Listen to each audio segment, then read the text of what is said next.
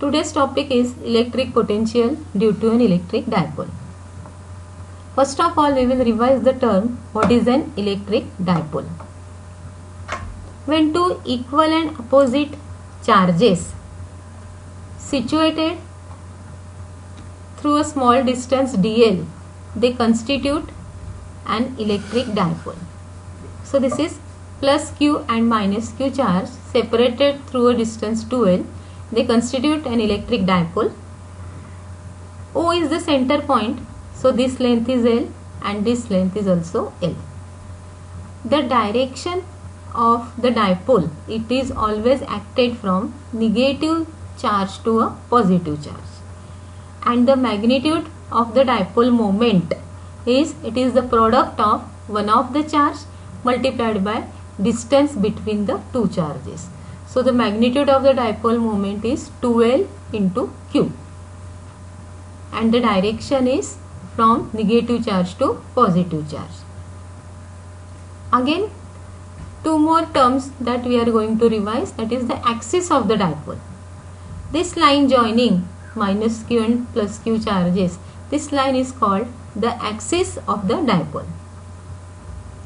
As O is the center point, so if the perpendicular drawn from the point O, so this line is called the equatorial line of the dipole, which is the perpendicular to the given dipole.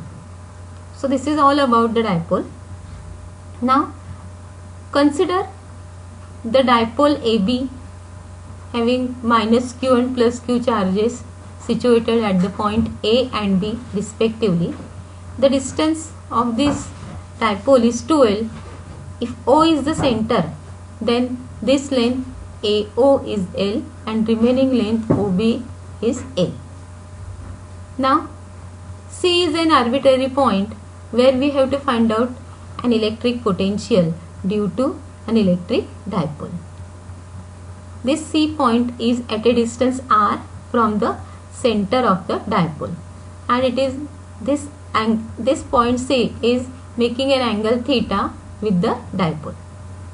To find out the potential at the point C, some geometrical construction is required.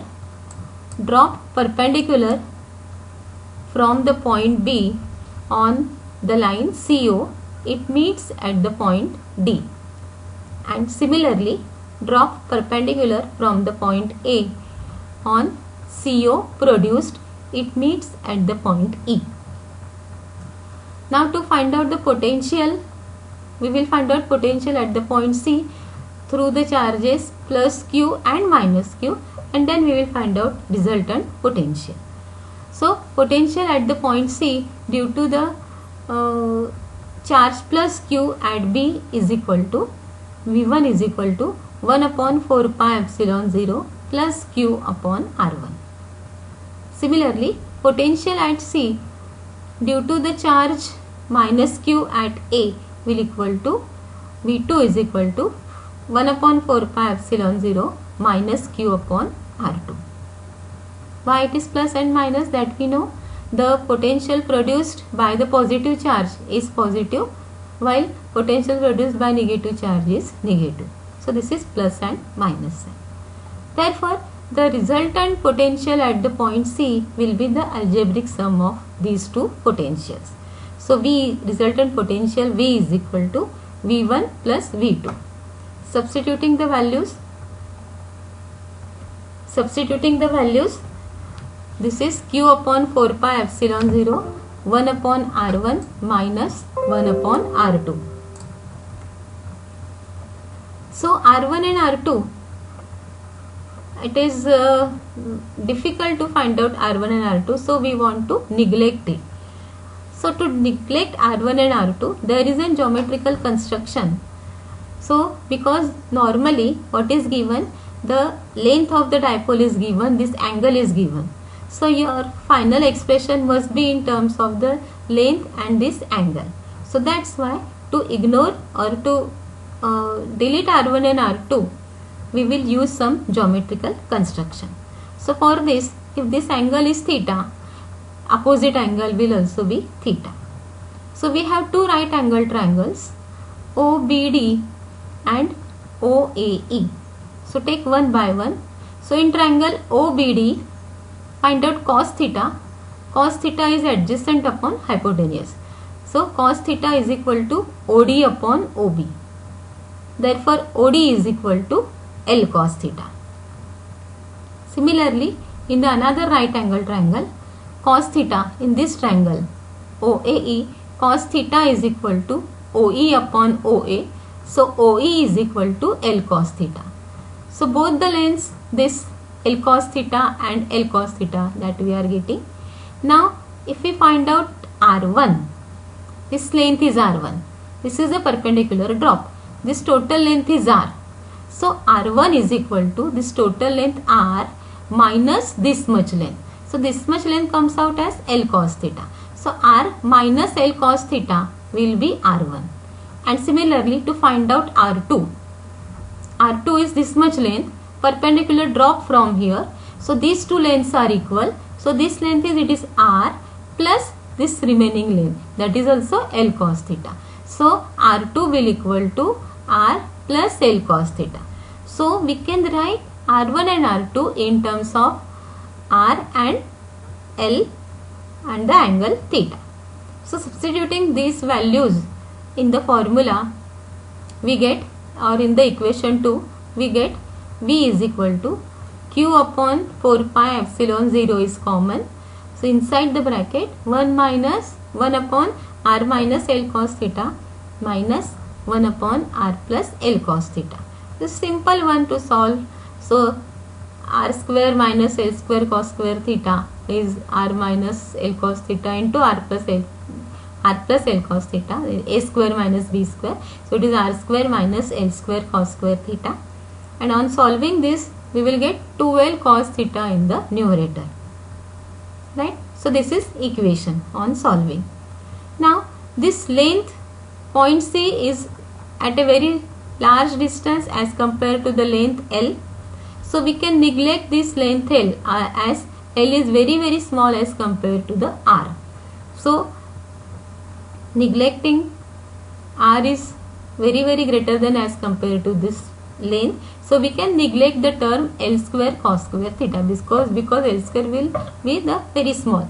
So we will neglect this term. So this formula becomes V is equal to 2LQ cos theta upon 4 pi epsilon 0 R square. Now 2LQ is what in magnitude wise? It is 2L is the length multiplied by the charge is equal to the dipole moment represented by the symbol P. So it is P cos theta upon 4 pi epsilon 0 R square. So this is the formula of potential at any arbitrary point through and potential produced by the electric dipole. So this is P cos theta 4 pi epsilon 0 upon 4 pi epsilon 0 R square, where P is the dipole moment, theta is the angle at which the point is inclined, and R is the distance of the point from the center. Right? So this is the final expression. Now this expression we can write in another way also, multiplying and dividing this equation 3 by R. So this will be in numerator, it will become PR cos theta, and in denominator it will be 4 pi epsilon 0 R cube. So P into R into cos theta, this is what? This is the dot product of vector P bar dot vector R bar. So this equation we can write in another form, V is equal to 1 upon 4 pi epsilon 0 P bar dot R bar upon R cube. Now one more way of writing this expression in terms of the unit vector. This R bar is the total vector, that is the position vector. So this R bar we can write in terms of the unit vector also. So unit vector R cap is equal to R bar upon magnitude R. This is the definition of the unit vector. So this formula, this expression we can write in another way. It is equal to 1 upon 4 pi epsilon 0 vector P bar dot R cap upon R square. Right? So these are the different ways of writing the expression of the potential. But in exam, if you have the question, you can write up to here also. It will also better. V is equal to P cos theta upon 4 pi epsilon 0 R square. Right? Now we have the special case also, because potential depends upon the angle theta for the constant value of P. If length is constant, charges are constant, so P will constant. So it depends upon the angle theta. So if you are changing the angle, the maximum angle is when or the potential along the axial position, the angle will equal to 0 degree along the axial position. See here, along the axial position, if you are inclining this angle theta towards the axis, angle is reducing, and finally along the axis the angle will equal to 0. So you will get angle is 0. So cos 0 will equals to 1. So this formula reduces. V axis is equal to 1 upon 4 pi epsilon 0 P upon R square. Right? Now second we have to find out for equatorial position. For equatorial position means you have to turn this line R, or you have to turn the angle theta so that it will be along the equatorial position at 90 degree. So in the equatorial position theta equals to 90 degree. So cos 90 will equal to 0. So potential at equatorial position is always 0. So potential is minimum. At which position the potential is minimum? At the equatorial position. Anywhere along the equatorial point, the potential is the 0. And where it is maximum? Along the axis, potential is maximum. What is the value of maximum potential? It is equal to 1 upon 4 pi epsilon 0 P upon R square. Right? So this is the special case. Now one more article today we are going to study, that electric potential due to a system of charges. So this is the point P, and number of charges are situated around the point P. Let charges are Q1, Q2 plus Q1, Q2, Q3 and Qn situated at the distance R1, R2, R3 and Rn respectively. We have to find out the resultant potential at the point B due to the system of all these charges. So way of solving is the same. We will find out the individual potential and then we will add it. So potential at P due to the charge Q1 at a distance R1 is equal to 1 upon 4 pi epsilon 0 Q upon R1. Similarly, potential at the point P due to the charge, due to this plus Q2 charge at a distance R2 is equal to 1 upon 4 pi epsilon 0 Q2 upon R2.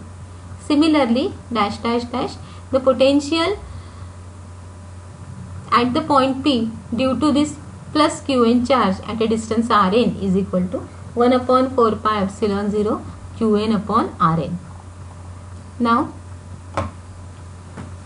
resultant potential at the point P will be V is equal to V1 plus V2 plus up to Vn.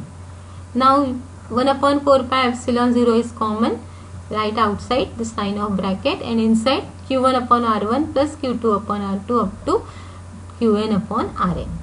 Now this bracket or summation can be written in the form of this summation sign. So this is 1 upon 4 pi epsilon 0 summation Qi upon Ri, where I ranges from 1 to n.